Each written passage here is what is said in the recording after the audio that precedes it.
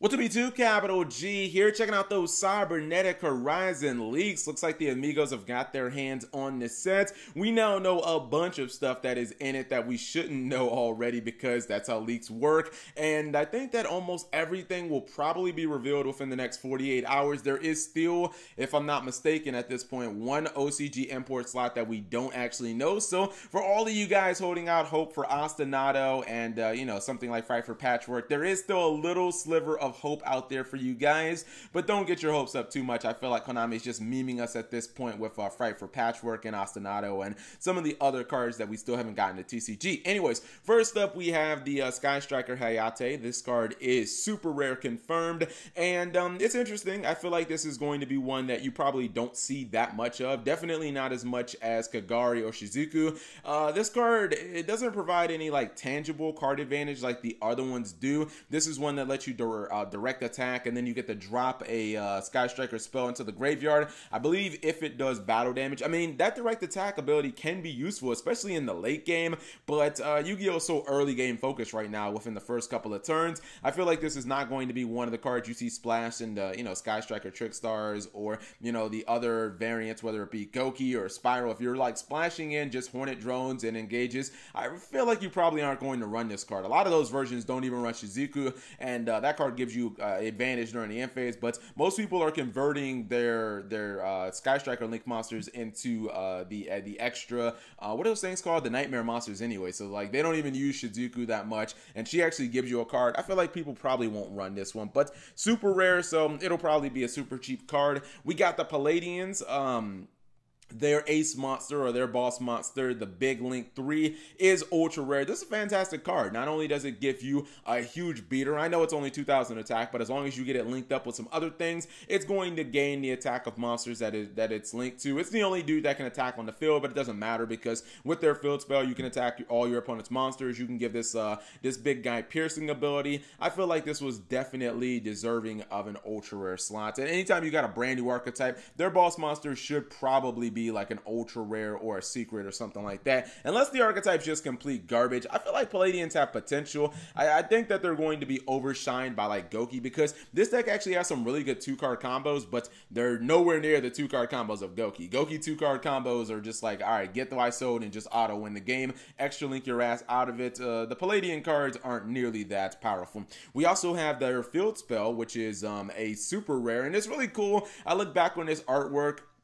It's kind of eerie to think of Flames of Destruction and the World Legacy story, how dark and, just tragic it was with Ib killing herself. And then you had Avram trying to move on with his life. He goes into the forest. He meets the plate. Like, look how happy he looks on the card. Looks like he has a little bit of hope, but then we know what happens in Soul Fusion. His brother kind of builds a freaking Ib robot, and then they fight. And his story is going to get a lot darker, and I still wonder how it's going to turn out. But it's so sad that his peace and tranquility, and I guess him trying to move on with his life, like it really just didn't last. You know what I mean? Like, you can't have, this guy cannot have happiness. He cannot catch a break. Mirror Force Launcher, also a super rare. I actually I feared that this card could have actually been a secret. Some of you guys might think that that's ludicrous, but you have to understand how much reverence anime fans have for Mirror Force. It's one of the most iconic cards. If you look at some of the Mirror Force cards recently, Quaking Mirror Force, Drowning Mirror Force, I believe those cards were secret.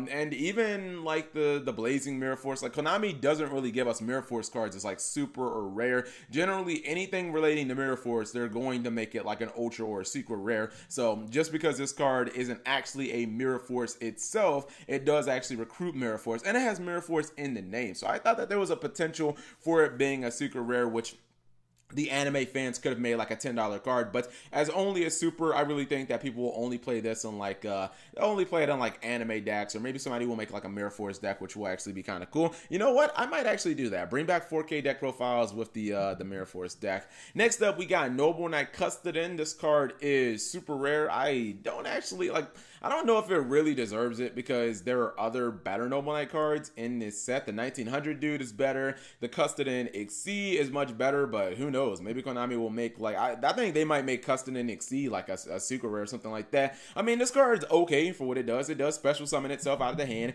It gives you an additional normal summon. So it's, you know what? It's not okay. It's a good card, but I don't know. I feel like, well, they'll probably make all the Noble Knight cards except for the new Noble Arm card. They'll probably make them all hollow, so I guess it's perfectly fine. Next card is the TCG exclusive. This is our new draw card. It's called Pinpoint Landing.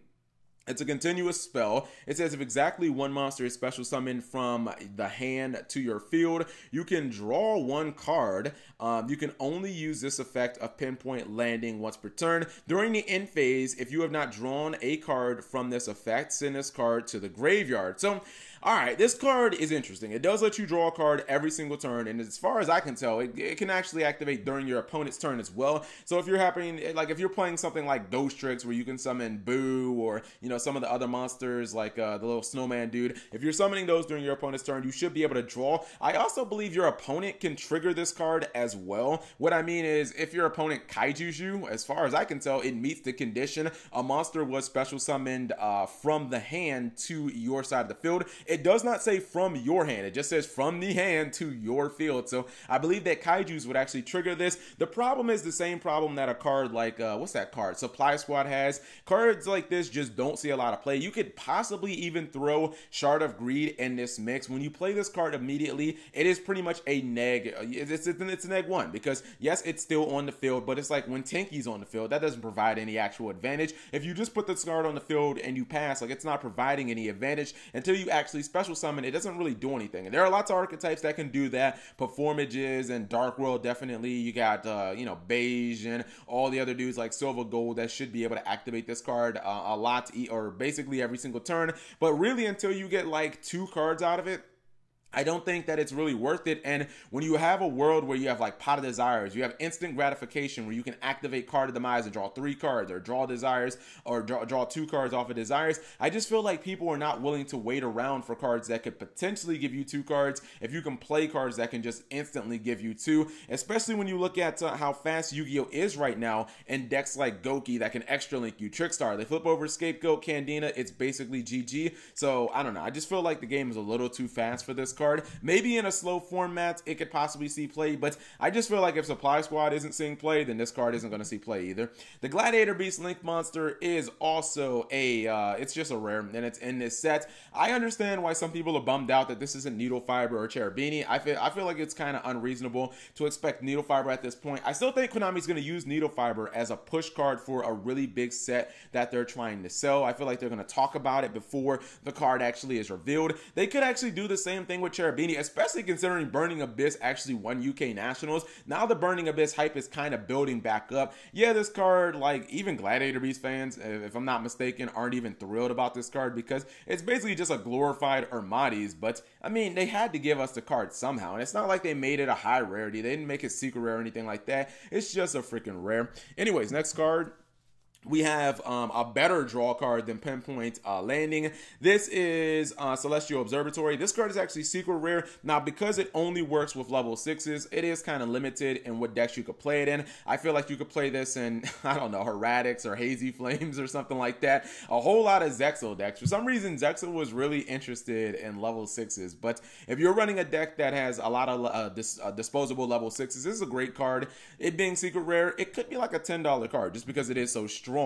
Now, this is where people have started really flipping out and being pissed off and losing their shit. And honestly, I don't actually blame them. We have 3 Performa POW imports that are actually taking up slots that could have been Ostinato, could have been Fight for Patchwork, could have been some of those super heavy samurai cards we don't have, the Flower Guardian cards that we're still waiting for. This is unfortunate. This is Bellman, I think. This is Performa POW La Bellman. Performa POW Goldfang is in here, and Performa POW Ham Samuraiger? What the freak? What are these names? Anyways, yeah, no one gives a fuck about Performa POWs. I don't even think that if these cards came out during the Arc V era, anyone would have cared about them. I feel like Konami should have given us cards like Patchwork and Ostinato simply because they kind of finish off those archetypes, and it could have been 2 birds with 1 stone. So honestly, if you're raging about this, I think that you're completely fine, and I think you're completely justified because these were really shitty imports. I think that I wouldn't want Ostinato as like a common. I'd want it as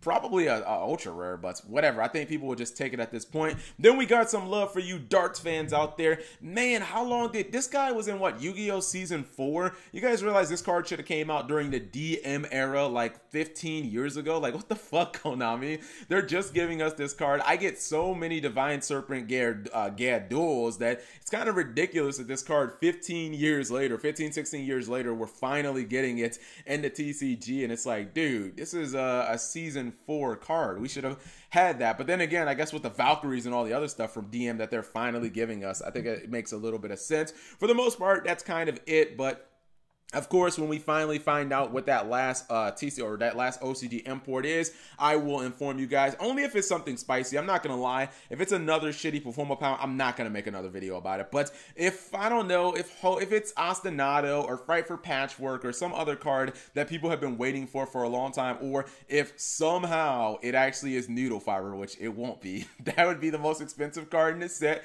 Secret Rare Needle Fiber for the win as the last card. I'll make another video. But let me know what you guys think of anything in this video, the leaks, the disappointment of this shitty import. Maybe you're, really looking forward to Pinpoint Landing, or you have feelings about that card. Leave it in the comment section below. Thank you guys for watching. As always, subscribe if you have not already, and turn on that notification bell for daily videos.